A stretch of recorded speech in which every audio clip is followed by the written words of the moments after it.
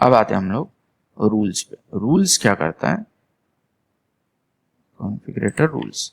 अगर मैं रूल्स दिखाऊं यहाँ पे, तो रूल्स में सबसे पहले कॉन्फ़िगरेटर आईडी जो हमने क्रिएट किया है, जो रिवीजन हमने क्रिएट किया है, और यहाँ पे रिवीजन तभी डिस्प्ले होगा जब मैं यहाँ पे पार्ट के अंदर कॉन्फ़िगरेटर आईडी दूं। तो configurator ID should be equal to your revision. ठीक है, तुमने अगर यहाँ पे दिया हुआ है तो ही रूल्स में वो डिस्प्ले करेगा। यहाँ पे आने के बाद रूल सेट के अंदर हम लोग रूल्स डिफाइन करते हैं। ठीक है, यहाँ पे लेफ्ट साइड में ट्री है, यहाँ पे मेरे ऑपरेशंस है। अब अगर रूल्स में ऑपरेशन देखेंगे तो ये वही ऑपरेशंस है जो इंजीनियर वर्क बेंच में और उसमें रखा हूं मैंने, मटेरियल्स एंड ऑपरेशन। चूंकि ये पार्ट अलग है RE और वो पार्ट अलग था AP, सो दैट्स वाई यहाँ पे अलग ऑपरेशंस दिखेंगे, बट यही operations it's coming from the engineer workbench. Okay, so operation if you can see तो टोटल 88 ऑपरेशंस है। ठीक है, अगर मैं मटेरियल चेक करूँ तो यहाँ पे मेरे 1820 मीन्स 182 मटेरियल्स हैं, बट मुझे ये सारे मटेरियल्स या ऑपरेशंस जब मैं कॉन्फ़िगरेटर को कॉल करूंगा तब मुझे सारे नहीं चाहिए, मुझे कुछ ही चाहिए। एज पर द रिक्वायरमेंट मुझे ऑपरेशंस एंड मटेरियल्स रिक्वायर्ड है तो उतने ही चाहिए। तो उसके लिए हम लोग ने यहाँ पे रूल्स डिफाइन किया हुआ है। अब रूल सेट के ऊपर जब मैं क्लिक करूंगा तो मुझे यहाँ पे रूल्स डिफाइन होंगे, क्योंकि अगर मैं ओपन करूंगा तो यहाँ पे मैंने जो भी कंडीशंस लिखे हुए हैं कि सबसे पहले तो यहाँ पे असेंबली पार्ट नंबर आता है, कौन से ऑपरेशन का सीक्वेंस और मटेरियल का सीक्वेंस।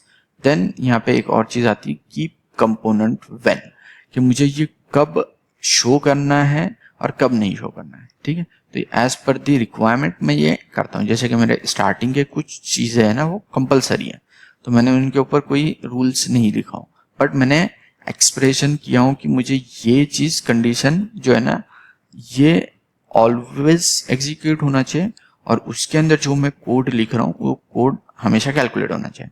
तो if you can see the code, तो यहाँ पे ये जितने भी अंडरस्कोर C है ना, ये यूजर डिफाइंड वेरिएबल्स है। ठीक है, यूजर डिफाइंड फील्ड्स है coming from the other part, other table.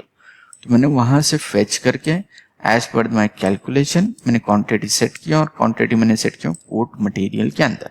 ठीक है, ये मेरी कंडीशन है कि एज पर दी ऑप्शंस और requirements, as per the input, जो भी मैं यहाँ पे विड्थ और हाइट दूंगा उस बेस पे मेरा कंडीशन, मेरा कैलकुलेशन होना चाहिए, और वो वही कैलकुलेशन मेरे इस मटेरियल को जाके बैठना चाहिए। ठीक है, क्या मेरी मटेरियल की क्वांटिटी, फर्ज कर लो कि मैं एक चीज बना रहा हूँ, उसके लिए मेरे को ये मटेरियल रिक्वायर्ड है, तो इस मटेरियल का कितनी क्वांटिटी रिक्वायर्ड है वो मैं यहाँ पे डिसाइड कर सकता हूँ।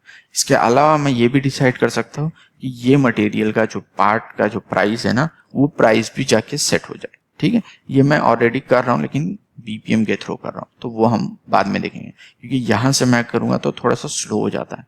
ठीक है, तो मेरे पास इतने ऑपरेशन एंड मटेरियल से मैं सबको अगर करते बैठ जाऊँगा तो बहुत ज़्यादा टाइम लग जाता है। 100 से ज़्यादा हमारे पास पार्ट्स हैं और एक एक को सेटअप करना इज नॉट पॉसिबल। ठीक है, तो एक ही मास्टर सेटअप करो जिससे 10 पार्ट या 15 पार्ट एग्जीक्यूट होने चाहिए एनी टाइम। ठीक है, तो हम लोग ने ये सोच के इस वे में हम लोग ने डिजाइन किया हुआ कि सारे मटेरियल्स ऑपरेशंस ये प्रोडक्ट को रिक्वायर्ड रहेगा as per the input materials and operations will be call. तो इसका एग्जीक्यूशन मैंने कोटेशन के अंदर रखा हूँ जो मैं आपको दिखा रहा हूँ। ये हो गया हमारे रूल्स के बाद हम लोग आते हैं एग्जीक्यूशन पे कि कैसे एग्जीक्यूट होता है। तो मैं अगर अपॉर्चुनिटी कोड पे आऊँ तो ये मेरा कोटेशन है। ठीक है, यहाँ पे लाइन्स है, if you can see lines, यहाँ पे मेरे पास 18 है, सबसे लीस्ट है। मेरे पास 100 लाइन्स ऑफ दी कोड रहता है।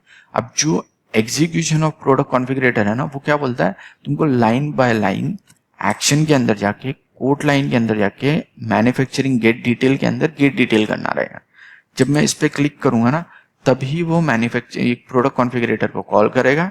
यहाँ पे जैसे कि देख रहे हो ये जो भी रिवीजन रहेगा उसको कॉल करेगा और यहाँ पे हम लोग उसको ऐड कर सकते हैं। अब इसमें एक और चीज प्रॉब्लम ये है कि मुझे अगर मैंने ऑलरेडी कॉन्फ़िगरेटर कर दिया हूँ तो मैं नेक्स्ट टाइम जब कॉन्फ़िगरेटर करूंगा तो जितने भी मटेरियल्स और ऑपरेशंस है एज पर द इनपुट वो क्या करेगा, अपेंड करेगा। जबकि ये अपेंड हमको नहीं चाहिए, अपडेट चाहिए, लेकिन अपडेट का यहाँ पे कोई कंसेप्ट नहीं। ठीक है, तो मैं इसको कैंसिल कर देता हूँ और यहाँ पे मैं दिखाता हूँ यही पार्ट जब मैं मैन्युफैक्चरिंग में आता हूँ तो यहाँ पे ऑपरेशंस कुछ कम है और मटेरियल्स कुछ कम है। अगर मैं इसी को अगर देखूँ मेरे रूल्स के अंदर के टोटल कितने मेरे पास यहाँ पे रखे हुए हैं, तो मैं दिखा देता हूँ RL3। तो ये टोटल मेरे पास ऑपरेशंस और मटेरियल्स 772 ऑपरेशंस है एंड 92 मटेरियल्स है। लेकिन कोटेशन के अंदर मुझे जब मैं उसको कॉल कर रहा हूँ कोटेशन के अंदर, तब मुझे कुछ और ही दिखा रहा है। एज पर दी इनपुट मुझे वो सारे ऑपरेशन नहीं ला रहा है, सारे मटेरियल्स नहीं ला रहा है, अकॉर्डिंग टू जो हमारे इनपुट्स रहेंगे वो। ठीक है, अब मटेरियल्स के अंदर भी यहाँ पे मटेरियल्स भी आ रहा है, जो ऑपरेशन पे कॉल किया था वो आ रहा है, और जो यहाँ पे क्वांटिटी है ना वो एज पर द कैलकुलेशन आ रही है जो मैंने रूल के अंदर कैलकुलेट करके रखा हूँ। ठीक है, तो ये कैलकुलेशन वहां से आ रही है। अगर मैं यहाँ पे कुछ नहीं दूंगा तो ये 1 आएगा। ठीक है, लेकिन मुझे कैलकुलेट करना था एज पर मेरे प्रोडक्ट के रिक्वायरमेंट के हिसाब से, तो उसका हमारे पास कैलकुलेशन था, वो कैलकुलेशन के हिसाब से हम लोग के पास आ रहा है। ठीक है, ये एक हो गया। अगर मैं दूसरे लाइन पे जाऊँ तो दूसरे लाइन पे मेरे पास कुछ और प्रोडक्ट रहेंगे, कुछ और ऑपरेशंस रहेंगे। ठीक है, अभी इसमें यहाँ पे थोड़े ज्यादा ऑपरेशंस है क्योंकि रिक्वायरमेंट चेंज हो गई। अब ये रिक्वायरमेंट आ कहाँ से रही है, मैंने तो नो इनपुट लिया हुआ, तो यहाँ ये रिक्वायरमेंट हम लोग ने क्या किया हुआ है, कोटेशन डिटेल के टेबल के अंदर एक्स्ट्रा फील्ड्स ऐड किए और इस फील्ड को हमने कॉल किया है रूल्स के अंदर। एज यू ऑलरेडी सॉ कि हम लोग ने कैलकुलेशन के अंदर उसको ऐड किया था, कॉल किया था, और वहां से वो वैल्यूज आ रही है हमारे पास। ठीक है, यहाँ से हमारे पास वो वैल्यूज आ रही है और हम लोग यहाँ पे उसको सेट कर रहे हैं। ठीक है, तो हम लोग फेच कर रहे हैं वहां से और यहाँ पे वो सेट कर रहे हैं। तो as per the input from the quotation detail table. ठीक है, क्योंकि अगर मैं वैसा ना रखूं, प्रोडक्ट कॉन्फ़िगरेटर का ऑप्शन रखूं, तो मुझे हर एक्शन में जाके मुझे वो करना पड़ेगा। अब यहाँ पे एक और चीज है कि मुझे इसके लिए भी हर लाइन पे एक्शन में जाके कोड लाइन पे जाके गेट डिटेल करना पड़ेगा। ठीक है, बट हमारे को इतना तो यूजर के पास टाइम नहीं रहता है कि वो एक एक लाइन को 100 लाइन है तो 1 बाय 1 पूरा दिन निकाल देगा। ठीक है, तो उसके लिए हमारे पास कस्टमाइजेशन दूसरा था, हम लोग ने उसका कस्टमाइज किया है, कुछ अच्छा चीजें किया हुआ है जिससे एक साथ 100 line 200 line 300 line directly configured हो जाता है। ठीक है, जस्ट बिकॉज हम लोग ने नो इनपुट लिया हुआ है। अगर हम लोग इनपुट लेते हैं तो वो कॉल नहीं होता, वो कॉल होने के टाइम पे बार बार पॉपअप आता हमारे को कि भाई इनपुट डालो इनपुट डालो इनपुट डालो इनपुट डालो। That's I don't require that. Okay, तो हम लोग ने क्या रखा है, नो इनपुट रखा हुआ है।